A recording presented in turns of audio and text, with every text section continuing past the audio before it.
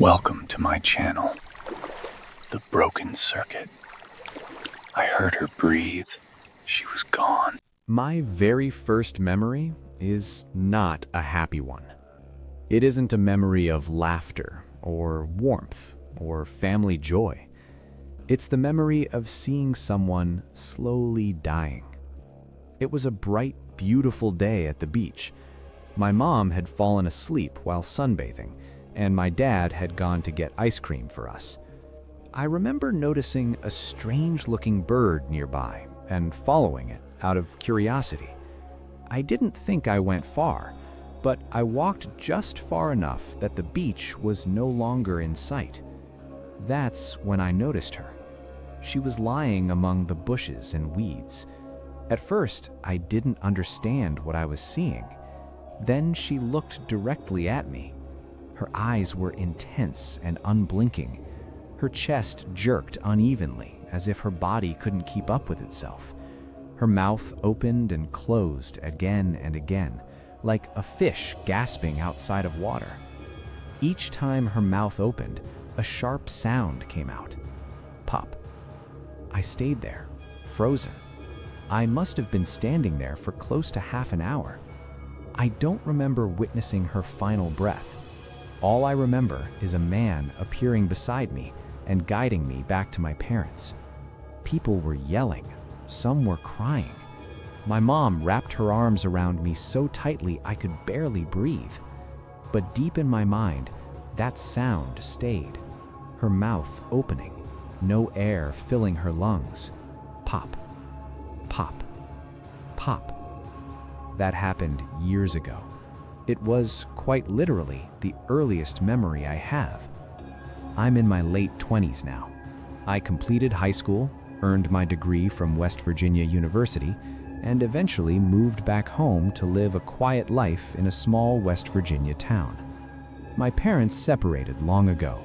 My mom moved to California. My dad remarried someone he met at the DMV and relocated to Michigan. I bought the old family house at a low price. Thanks to my remote job in a specialized field, I live comfortably. Once you get used to endless Zoom meetings, it's not such a bad life. Juniper, West Virginia, doesn't really have a proper downtown. There's one main street where most businesses are, but it feels unplanned and scattered. There is one small bistro, though, that serves Appalachian food incredibly well. I go there twice a week, partly because the waitress flirts with me. She started it, not me. And partly because their hot dogs are massive. And when I've had a rough week, they serve Paw ice cream that's unbelievably good. That place is where everything started again. One afternoon, I was sitting there eating a hot dog, thinking about how much of a tip might keep the waitress talking a little longer, when I felt something was wrong. A tight, freezing knot formed in my stomach, as if I had swallowed solid ice. Then I felt a strange sensation near my ear, like someone softly breathing beside me. In the mirror behind the counter, I noticed a blurry shape behind me. Then I heard it. Pop. I jumped up so suddenly that plates and glasses crashed to the floor. My heart slammed against my chest, and adrenaline rushed through me like my body was screaming to escape. It took a moment to realize the room had gone silent. Smooth jazz still played quietly. My root beer soaked into the wooden floor.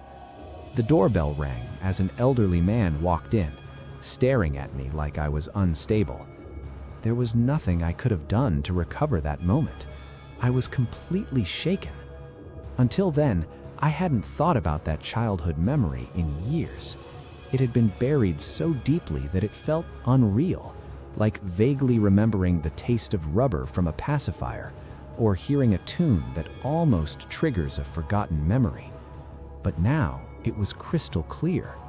Her tiny pupils, the violent movement of her chest, her tangled, dirt-stained hair, and that sound. Even if I forgot everything else, I would never forget that sound. A body desperately trying to breathe. Pop, pop, pop. I helped clean up and left as quickly as I could, embarrassed.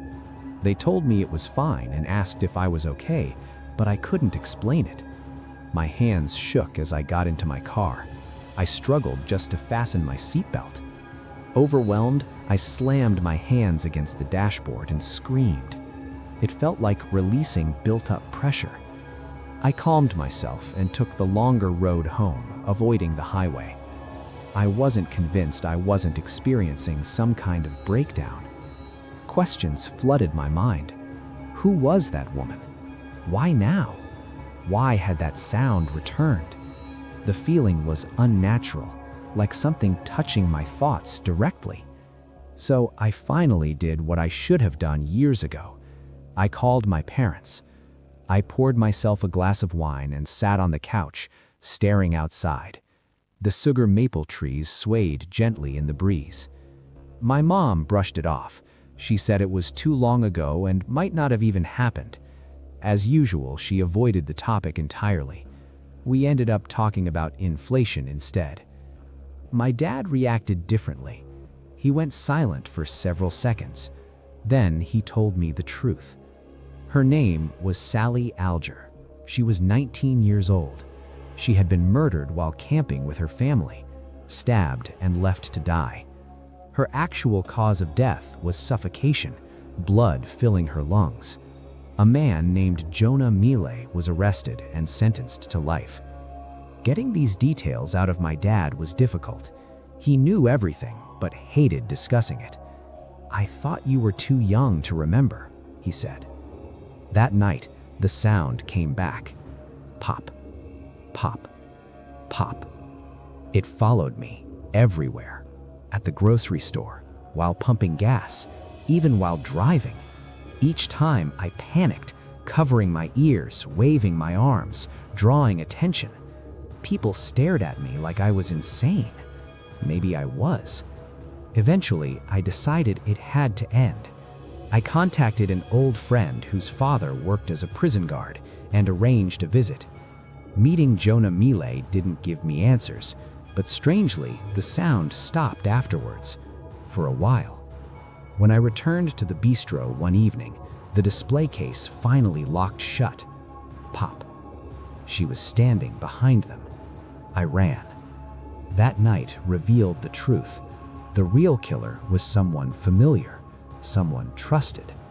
When the spirit appeared for the last time, she didn't scream, she didn't attack, she simply opened her mouth. Pop. Then she was gone. The haunting ended. The truth surfaced.